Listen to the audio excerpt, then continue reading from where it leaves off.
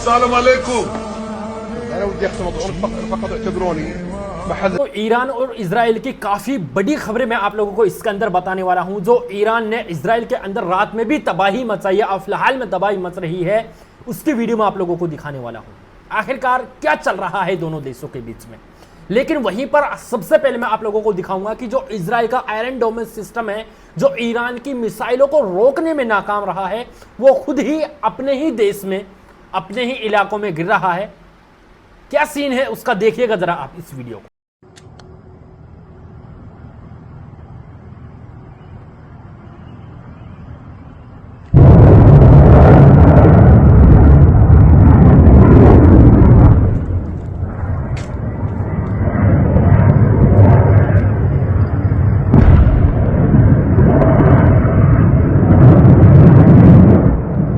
रात में जो ईरान के द्वारा इजराइल पर हमला किया गया है, उसका एक और वीडियो सामने आया है। ऐसा लग रहा है जैसे आसमान से अंगारे गिर रहे हों, यानी शोले गिर रहे हों। आप लोग जरा इस वीडियो को भी देखिएगा।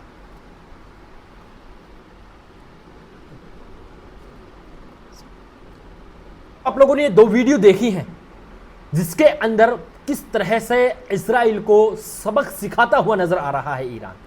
यहीं पर मैं आप लोगों को एक वीडियो एक ऐसी दिखाने वाला हूं जिसमें इस्राइल का एक मंत्री है और वहीं पर आम नागरिक इकट्ठे हो रखे हैं। आम नागरिक इस्राइल के मंत्री से कह रहे हैं कि आखिरकार तुमने ईरान को उकसाया ही क्यों था, तुम्हें ईरान से पंगा लेने की क्या आवश्यकता थी जो तुम ईरान से पंगा ले रहे हो, इस तरह से कहा था। और वहीं पर आप लोग जरा, फिर मंत्री ने कहा कि हमें ईरान की इस ताकत का अंदाजा नहीं था। देखिएगा आप लोग इस वीडियो को भी। הפכו אותו לשר לביטחון פנים. אתה לא מתבייש? אתה לא מתבייש? התשובה היא לא, אני לא מתבייש, אתה תתבייש. אתה תתבייש.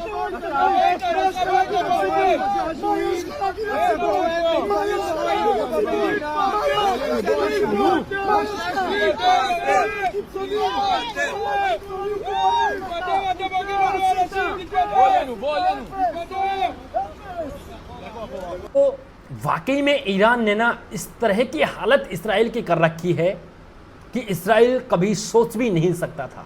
पूरे देश ऐसा नहीं सोच सकते थे। यहां पर आप लोगों को मैं एक वीडियो और दिखाने जा रहा हूं जिसमें इसराइल के जो नौजवान हैं, वहां के लोग हैं, वहां की फोर्स हैं, आखिर किस तरह से बंकरों में छिपने के लिए वहां के लोग आपसी में लड़ रहे हैं, किस तरह की वहां पर भीड़ पड़ रही है। आप लोग इस वीडियो को भी देखिए। यहाँ पर आप लोगों को दिखाई दे रहा है कि आखिर किस तरह से बंकरों में छिपने के लिए इस्राइल के लोग बंकर में आपसी में झगड़ रहे हैं। देखिएगा आप लोग इस वीडियो को।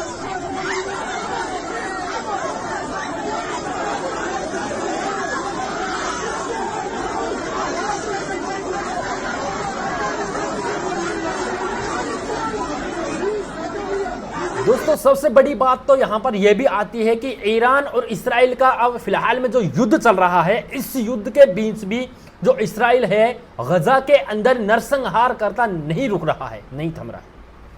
वो किस तरह से आप लोगों को मैं बता दूं कि जो गजा का खान यूनिस इलाका है, वहां पर गजा के लोग आटा इकट्ठा करने के लिए या आटा मांगने के लिए इधर उधर घूम रहे हैं, डोल रहे हैं कि आटे को हम इकट्ठा करके अपने घर पर ले जाएं। काफी दिनों से जो भूख से तड़प करके लोग मर रहे हैं वहां पर, वहां के लोग सब आटा इकट्ठा करने के लिए जा रहे हैं, आटा लेने के लिए। तो इजरायली जो वहां पर सैनिक हैं वो उन पर गोलियां चला रहे हैं, वो उनको वहां पर ढूंढ रहे हैं। आखिर क्यों इस तरह से जुल्म कर रहा है। और एक लड़का काफी मशक्कतों के बाद में आटा लेकर के जाता है और कहता है कि माँ मेरा प्यारा आटा यहां पर है, माँ मेरा प्यारा आटा यहां पर है। इस तरह से बातें करते वो बच्चा जा रहा है। आखिर क्या बीत रही है उन बच्चों पर, उन गजा के लोगों पर। लेकिन 56-57 इस्लामिक देशों में एक ने भी दया न उठा करके एक सिर्फ और सिर्फ ईरान ऐसा देश निकला है जिन्होंने आखिर उन मजलूमों की मदद की है। और उसकी अल्हम्दुलिल्लाह अल्लाह की तरफ से ईरान की मदद हो रही है। यहां पर आप देख सकते हैं कि 78 सालों से किसी भी इस्लामिक देश ने इसराइल की तरफ आंख उठाकर नहीं देखी। और इसराइल से धीरे धीरे चुपके अरब देश भी, यहां तक कि जो अरब देश है ना, मोहम्मद बिन सलमान की बात आप यहां पर कर लीजिए। जो यहां पर आप वीडियो देख रहे हैं, मोहम्मद बिन सलमान किस तरह से इसराइल के मंत्री से, प्रधानमंत्री से बात कर रहे हैं। यहाँ पर आप देख सकते हैं कि किस तरह से बात कर रहे हैं, उनसे डर डर कर ये बातें करते हैं। लेकिन एक अकेले ईरान ने, आयतुल्लाह खामेनी ने अल्हम्दुलिल्लाह इस तरह से सीना दिखाया है, और वो 85 साल का एक इंसान, एक बुजुर्ग, जिसने इसराइल को तबाह करके रख दिया है। आज वही इसराइल इस तरह से आग में झुलस रहा है जिस तरह से उन्होंने 1 साल से 1.5 साल से गजा को झुलसा रहा है। आज वही इसराइल इस तरह से खंडर हो चुका है जैसे इसराइल ने गजा को, फिलिस्तीन को खंडर बनाया था। और वहां के जो सैनिक हैं गुहार लगा रहे हैं, रिक्वेस्ट कर रहे हैं कि ईरान आप स्टॉप करिए, आप हमें माफ कर दीजिए, हम आपके लिए सरेंडर करते हैं, आप हमारे ऊपर हमला नहीं करें। लेकिन दोस्तों यहीं पर एक बड़ी अपडेट और निकल के सामने आती है कि जो अमेरिका है, अमेरिका ईरान पर कभी भी हमला कर सकता है। उन्होंने चेतावनी दी है कभी भी ईरान पर जो अमेरिका है हमला कर सकता है। लेकिन यहां पर इस्लामिक अरब देश हैं, वो खामोश बैठे हुए हैं। आखिर उनको भी स्टैंड लेना चाहिए अपने ईरान के सपोर्ट में। दोस्तों फिलहाल की खबरें यही हैं कि आखिरकार जो इसराइल है, इसराइल ने ईरान से कहा था कि आप हमसे समझौता कर लो, हम युद्ध को यहीं पर रोक देते हैं। लेकिन ईरान ने खुले तौर पर कह दिया, आयतुल्लाह खामेनी ने, कि मैं इनसे समझौता नहीं करूंगा, हम अब पूरी तरह से लंबी लड़ाई यहाँ पर लड़ेंगे और इसराइल को हम बर्बाद करके रहेंगे। और ट्वीट करके हम आयतुल्लाह खामेनी ने यह भी कहा था कि हमारे साथ में वहाँ की मदद है, इंशाअल्लाह हमारी जीत करीब है, इसराइल को हम नेस्तु नाबूद करने वाले हैं, इस तरह से ट्वीट करके कहा था।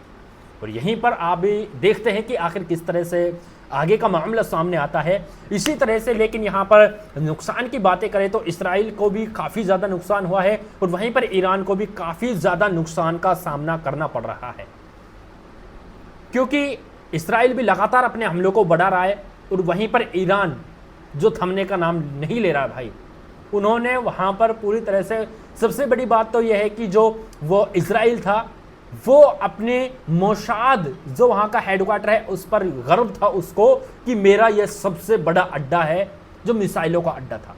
लेकिन ईरान ने उसी मोसाद के हेडक्वार्टर को धुआं कर दिया भाई, एक ही मिसाइल में उड़ा करके रख दिया। पूरी तरह से मोसाद नष्ट नाबूद हो चुकी है। दोस्तों देखते हैं कि आगे की खबरें क्या आती हैं, लेकिन ईरान है पूरी तरह से डटा हुआ है। मैं आप सभी लोगों से गुजारिश करूंगा कि आप लोग ईरान के लिए दुआएं कीजिए कि ईरान इसराइल पर भारी पड़े। वीडियो को दबा के शेयर कीजिए, कमेंट सेक्शन में आप लोग जरूर बताएं कि ईरान इजराइल युद्ध को लेकर के आप क्या कहना चाहते हैं।